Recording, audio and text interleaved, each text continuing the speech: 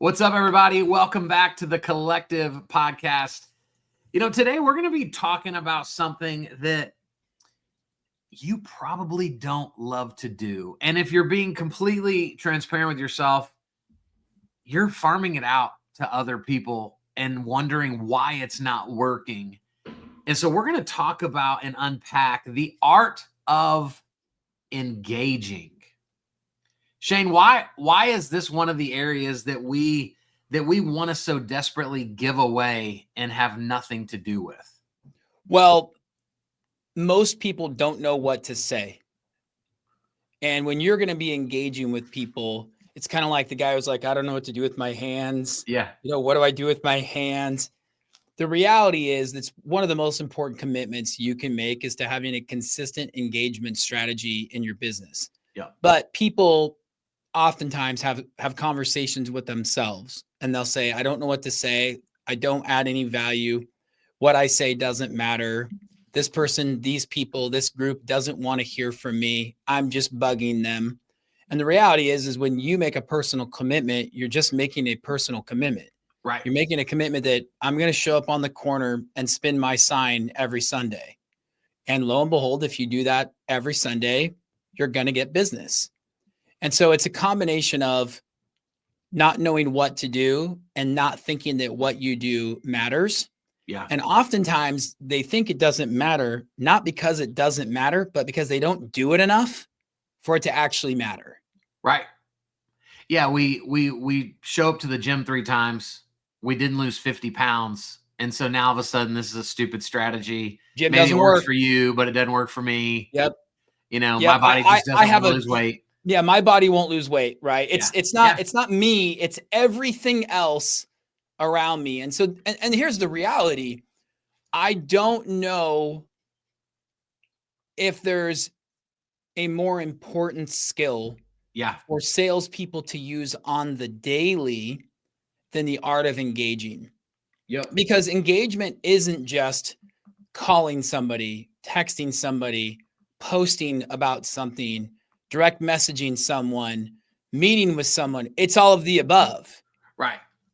It's a digital and it's a non-digital strategy. It's an in-person and an over the phone. It's a live recorded and it's on your phone.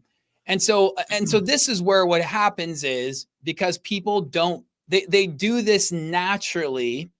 And because I'm naturally good at connecting with people, they don't have a strategy for it. Right. And so then they don't do this at the same time every day. They don't say, hey, I'm every day for 30 minutes, I'm going to engage with people through the following methods. And because they're not doing that, then they go, man, it's not, Monday didn't work, man. I bumped into 3 agents walking down the street and I didn't get the response I wanted. So I'm not going to do that anymore. They just don't have enough tactics behind it. And so I think what's so important is number one, just ignore the story that you tell yourself. Yes. Ignore the story. If you walk into a gym, well, heck, before you walk in the gym, you go, I'm not going to walk into the gym because I can't lose weight. Well, then you won't lose weight. This goes back to a concept that we talk about that's called TFAR, thoughts, feelings, actions, results. Yep. And it always goes in this order. This isn't my thought. This is something that's scientifically proven. Your thoughts create your feelings, which your feelings drive your actions create your results. Yeah. And so the reason that you're not losing weight, getting a 6-pack is you've told yourself, I don't have the body style that will ever have a 6-pack. So you won't. Right. Yeah. And so that's the number one thing is before you show up in the gym to lift weights and create engagement, you've got to change your thoughts. You've got to say, if I show up daily and I do things that matter, I will get a positive result. And then do that every day. So that's number one. I think number two is you need to understand where people want to be engaged with. And that's different for different audiences. Right. Certain days of the week, like for me, this morning, my phone's been pinging all morning with spam text messages for offers for business loans for my co-working space. Like you send me a text on my personal phone, I'm instantly not in a good place because this is for my family and my friends, not somebody to spam me about a business loan. Now, if you sent that to my business email, that's actually a great place for that for me. for my avatar, where we communicate with agents, when we communicate with agents is very ineffective. We're not taking the time to sit down with agents and say, what is the best form of communication for you? And when is the best time for me to communicate and engage with you? And what do you want to hear from me? And again, that goes back to, hey, anyone listening to this is a great person. You're by default amazing. You're a 10. You're a rock star. You are sexy. You are smart. You are awesome. Yes. So just let's go into everything with that in mind. Now, ask the vulnerable questions. And when you do that, you start to realize that you're not showing up at the right place or time with the right people, with the right frequency. Yeah. And I want to give 2 quick stories about what this looks like played out in your business. Because, what I wrote down in my notes for this episode was be a human. If you try to make this about business all the time, nobody wants to hear from you, right? If I know, well, Shane's mortgage company is going to reach out to me on my birthday and on the anniversary of my loan, who freaking cares? Nobody feels good about that, right? I get text messages that are like, happy birthday to Everly from the dentist. That doesn't make me go, I need to go see the dentist. Like, it doesn't feel good at all. And so we've got to be a human being in this stuff. And in a couple of real ways that this works. One story of me personally, last week, I was looking at my memories on Facebook, which I think most people probably do. And 3 years ago that day, there was a post from the president of a large real estate company because I was in their office speaking, and she was bragging about how amazing I was and how great it was and how much their agents love me. And so I screenshotted it, and then I jumped into DMs and I said, can you believe this was 3 years ago? Holy cow, time flies. I hope you're doing great. Shane, this is the CEO and president of a company with 500 plus realtors. If I'd have just called the office, nobody's putting me through to her desk, right? Nobody's putting me through. But because I used Facebook DM, Messenger, right, as we call it, no lie, she responded 10 seconds later. And she said verbatim, I was just talking to our team about you yesterday. In which I responded, well, we need to do this again. And so now we're in negotiations with me coming back into their company. And all it was me taking a memory and bringing it to someone's attention. So that's a super simple way of leveraging the art of engagement in a way that I hope ends in a good business opportunity, but that's not why I'm doing it, right? I'm doing it to create that touch point. So that's one. You wanna share any? Well, yeah, I've got about that before I've I got go on? several friends in our business that do something similar, and I've done this as well. And two things. One, yes, I think pictures. What's that saying about pictures? They say 1,000 words. Yep. They tell 1,000 stories. They create 1,000 emotions. I have several friends that everywhere they go, they are taking selfies with people. Yep. And so what that would look like is you're a top agent in the Seattle market, and we go somewhere and do something where there's a positive experience. I have to be thinking strategically. I want to cement this moment in time and say, hey, dude, I would love to let's get a pic real quick. Let's get a picture real quick. So then you and I do a selfie. And then strategically, I know you're on my call list or my like acquisition list. Like I want to acquire, agency, which is a word that I love, which is ownership in your office, in your brain, in your day. And so then I say, okay, it's been 3 months. We've connected a little bit, just engaging online. And I drop that picture in a message to you in whatever form of communication we've already been using that I know you're receptive to. Right. And I go, dude, I was thinking back on this meeting, and I made a commitment to follow up, and man, I want to do that today, or something along those lines. That picture, that person goes, oh yeah, that's that guy that I had that fun experience with, or that interaction with, or whatever that is. And it's because of the pictures. So I think pictures are so influential, and you don't have to be good at writing a story if you can just share a picture where you lived the story effectively. I think second, I did this yesterday with a recruit.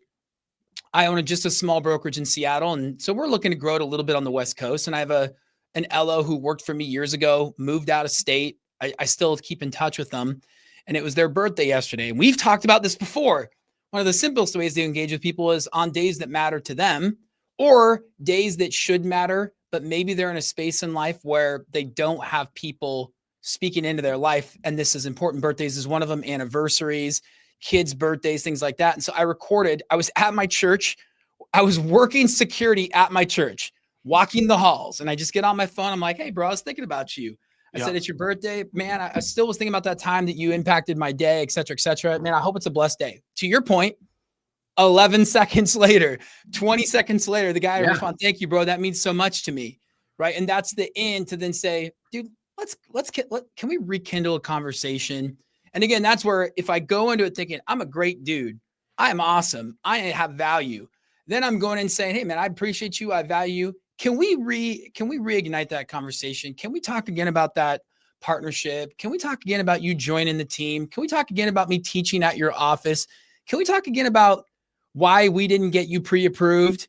Can we talk again why you chose that other lender? Well, it doesn't matter, right? So I think that strategically placed videos on days that matter to them, the audience, are huge. And then to your point, the story with the reminder of a previous experience that was important, it was impactful, are huge. Well, we all can tell stories of, I walked into Target, I walked into Walmart, I walked into Starbucks, I ran into an old friend, and boom, that turned into me selling their house. That turned into me doing their loan.